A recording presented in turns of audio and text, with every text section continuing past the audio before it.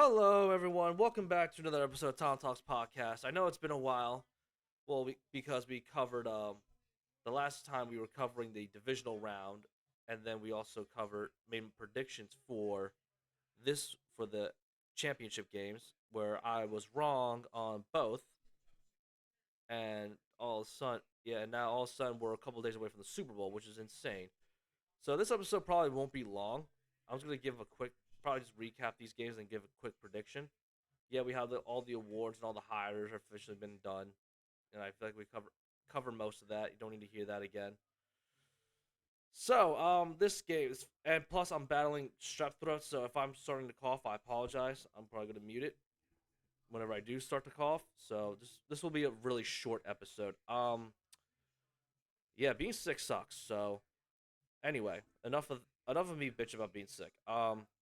Ravens and Chiefs.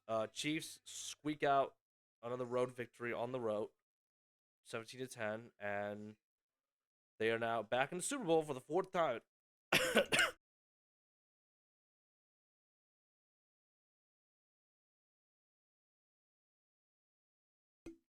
Like I said, sick boy trying to battle strep throat, but whatever. Chiefs are back in the Super Bowl for the fourth time in 5 years. The Ravens could have won this game. They made a lot of very uncommon mistakes, and they stopped running the football for some reason. Lamar had that really bad interception in triple coverage. Zay Flowers fumbled the football in the end zone. And like I said, for whatever reason, they stopped running the football. I don't know why they stopped running the football. They just did. They couldn't, and the Ravens defense couldn't stop the Chiefs at first on offense in the first half. Travis Kelsey did whatever he wanted, and that's pretty much the tail of the game. That's pretty much the tail of this AFC Championship game. And Chiefs are back in the Super Bowl for the fourth time in 5 years. I already said that, but still crazy that we have a potential dynasty on our hands if they do win, and I think they will win. Spoiler alert. And now the more interesting game, the Lions and the 49ers. Hold on, I'm about to cough again for the 5 millionth time.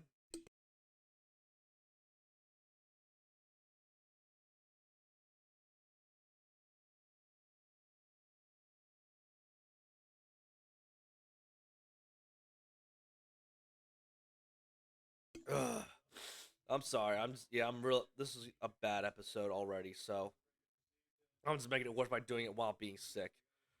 The Lions had that game in the first half, man. Like the Baltimore did, for whatever reason they stopped running the football, and they let the 49ers climb back in, and they went, and San Francisco won because of Detroit's inexperience. And more importantly, Dan Campbell should have taken the points when instead of going for it on fourth down consecutive times.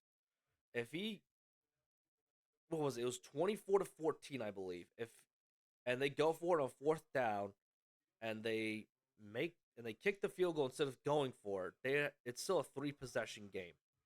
But nope, they turn the ball over, let San Francisco score. Now it's a 3-point game. And then same thing in another drive. They went for it again on fourth down. They should have scored again. It would have been like 37. Well, at that point, I think it would have been. At that point, it probably would have been 31, or like what, 30-34. They scored that touchdown.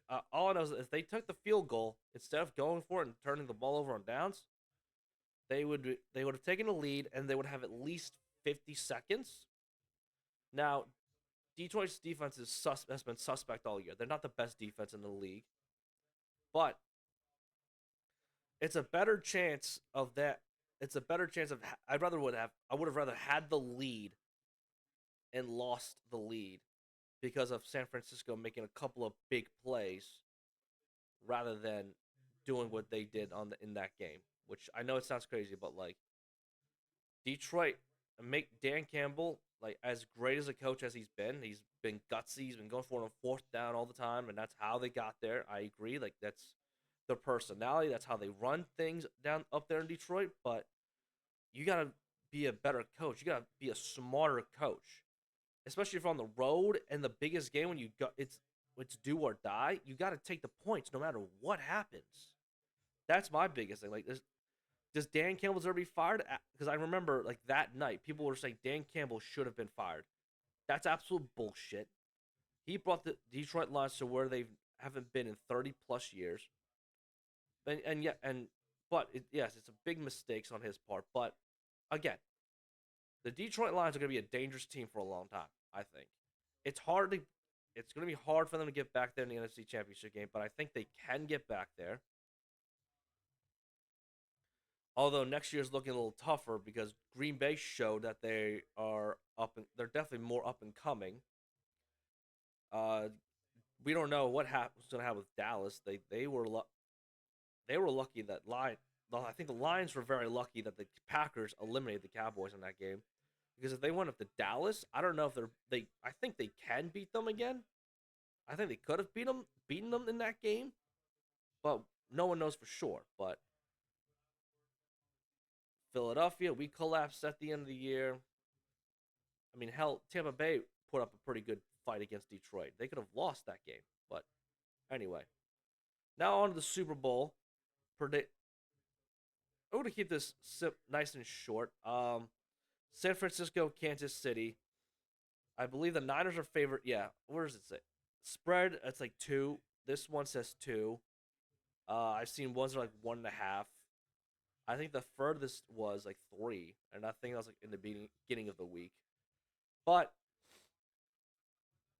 as much talent as as much talent San Francisco has, and as well as Brock Purdy has played, you can't go against Patrick Mahomes.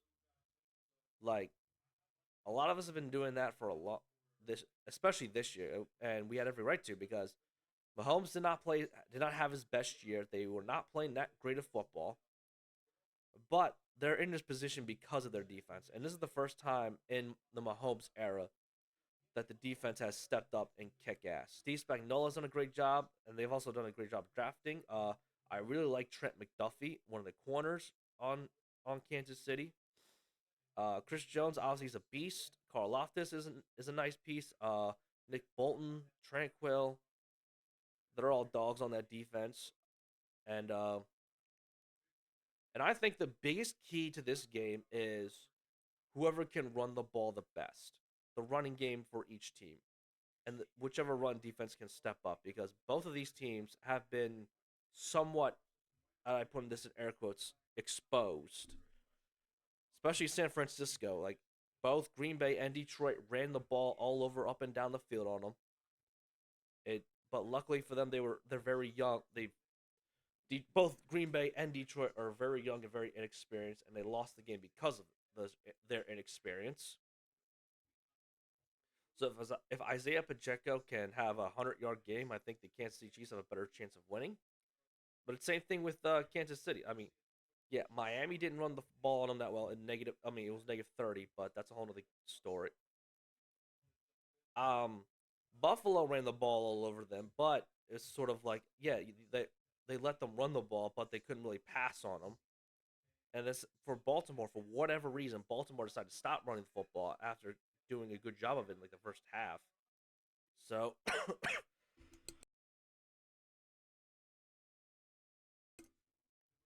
so like I said, I think there's a good.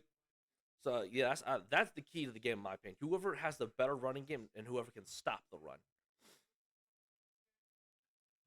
I mean, obviously when it comes down to making the big play, I trust Mahomes more, and that's why I'm going with the Chiefs. I think the Chiefs are going to win this game. It's going to be a close game. I'm going to say it's like a 10-point win. I'm going to say Chiefs will win like 31 to the 49ers 21. That's my score guess. And another X factor in this game, I think, is going to be the Chiefs receiver Rasheed Rice. Stepped up a little bit. He was picking it up at the end of the year. Not he stepped up big time in the playoffs. He made a couple of big catches for them, especially in that the Dolphins game. He scored that touchdown. I believe he made a couple big catches in Buffalo. No, you don't have to think that was Vallis Scantling. Vallis Scantling had big play in Buffalo, and he closed the game out in Kansas City. So as much as the Chiefs receivers have been dropping the ball, I think they'll be another key factor if they can step up. But because we all know Travis Kelsey's gonna do whatever he does. He's gonna do whatever he wants. Doesn't matter who's covering him. Travis Kelsey's gonna do his thing. I don't think he's gonna be MVP. I think MVP is gonna be Patrick Mahomes again, unless it's like, hold on.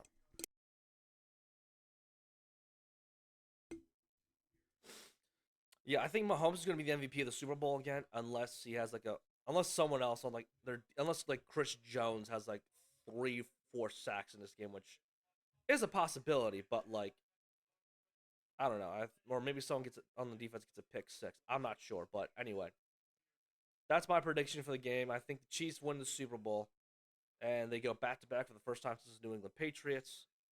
And that's it for my sick ass. I'll catch y'all sometime next week after the Super Bowl. Peace.